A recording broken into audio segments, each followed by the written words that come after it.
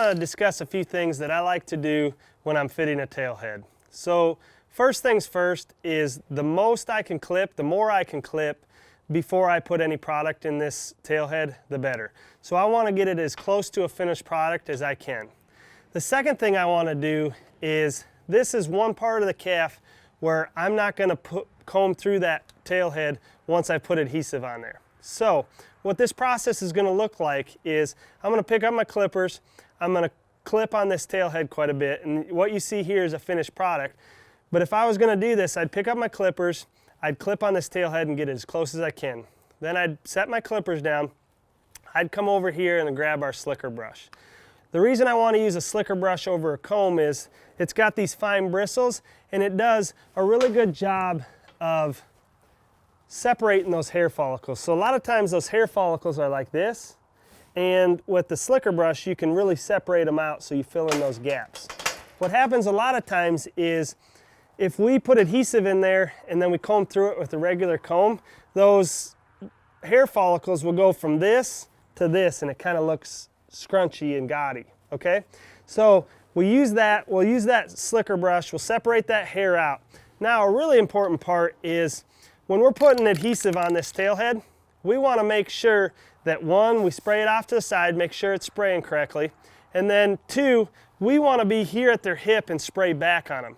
So when we spray that tail head, we want our overspray to go away from the calf rather than spraying it like this and all of our spray go up here on the top line. Okay, so that's really important. The other thing I like to do is once I spray this side, I'm going to come to the other side and spray that side.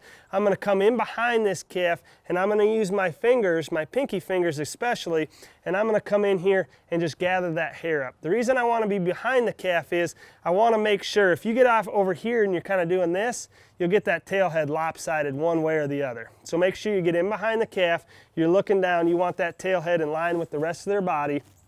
And when you're clipping a tail head, whether you're up here or back here, you want to make sure that that tail stays flat against their butt. So the final thing we do to put the final touches on it, normally we pick up our clippers and we clip that tail head. What I like to do is I like to take a scissors and I like to clip up around that tail head. The reason I like a scissors is one, they can move their tail fast. You have a little more control and a scissors is a little bit more forgiving.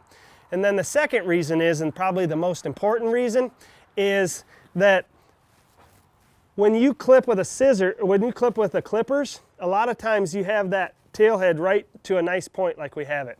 What happens is that hair follicle right now is like this. We hit it with the clippers and that hair follicle wants to spread out on us a little bit. Well, with the scissors, that scissors will make it even tighter and it gives us a nice clean edge. So just to recap again, we want to make sure this thing looks natural. Follow a few of these steps and you'll be on your way to doing a really good tail head.